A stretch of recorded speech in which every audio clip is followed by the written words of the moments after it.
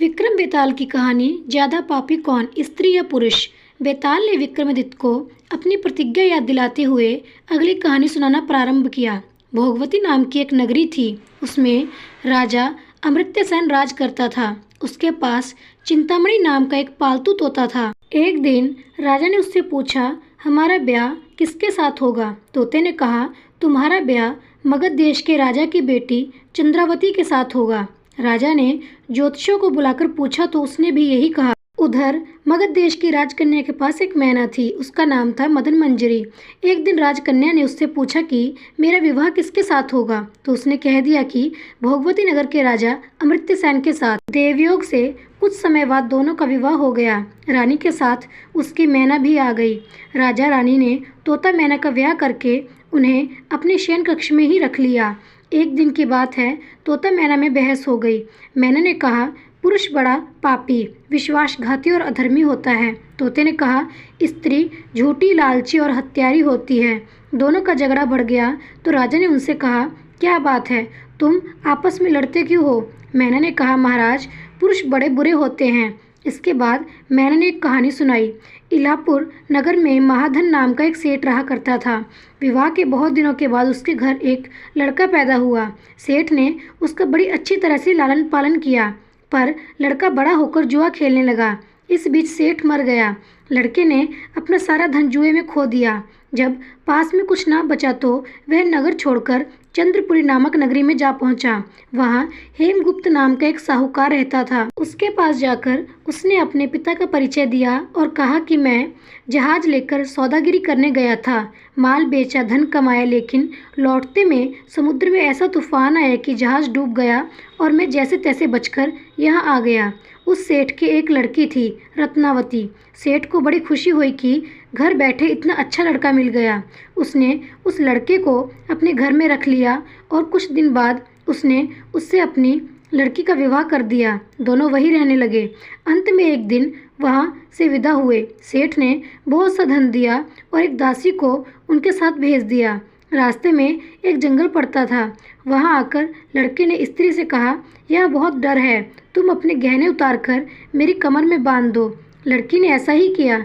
इसके बाद लड़के ने कहारों को धन देकर डोरी को वापस करा दिया और दासी को मारकर कुएं में डाल दिया। फिर स्त्री को भी कुएं में पटककर आगे बढ़ गया। स्त्री रोने लगी। एक मुसाफिर उधर से जा रहा था। जंगल में रोने की आवाज़ सुनकर वह वहाँ आया। उसे कुएं से निकालकर उसके घर पहुँचा दिया। स्त्री ने घर जाकर माँ बाप से कह दिया कि रास्ते में चोरों ने हमारे गहने छीन लिए और दासी को मारकर मुझे कुएं में ढकेलकर भाग गए। बाप ने उसे डांडस बधाया और कहा कि तू चिंता मत कर, तेरा स्वामी जीवित होगा और किसी दिन आ जाएगा। उधर वह लड़का जेवर लेकर शहर पहुंचा।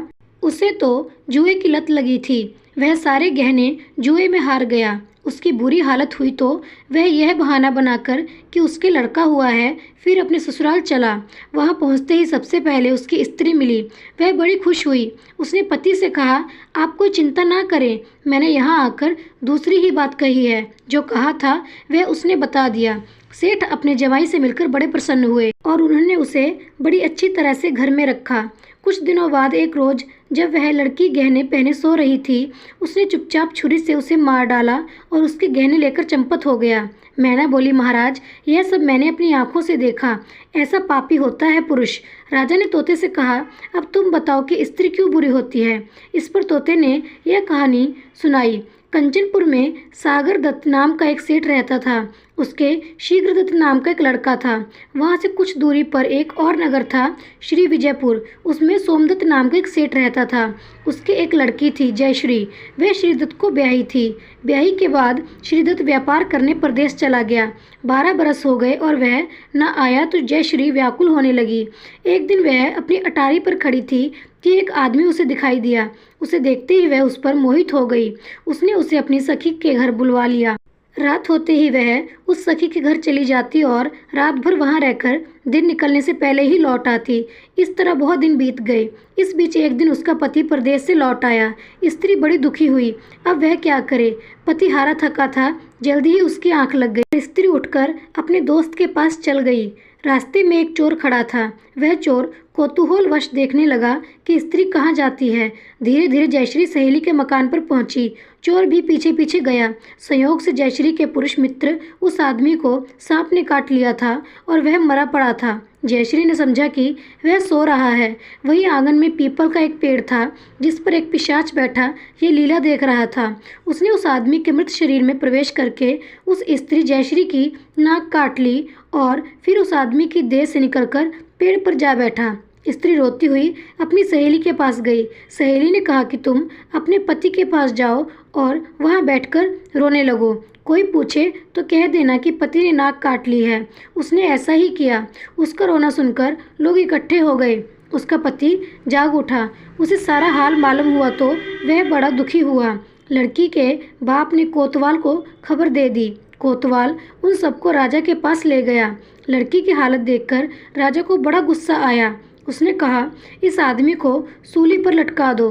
संयोग से राजा जब उसे सजा सुना रहा था वह चोर भी वहां खड़ा था। जब उसने देखा कि एक बेकसूर आदमी को सूली पर लटकाया जा रहा है तो उसने राजा के सामने जाकर सब हाल सच सच बता दिया।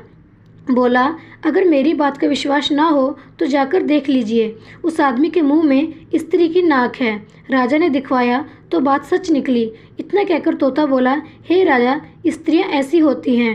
राजा ने उस स्त्री का सिर मुड़वाकर गधे पर चढ़ाकर नगर में घुमवाया और शहर से बाहर छुड़वा दिया।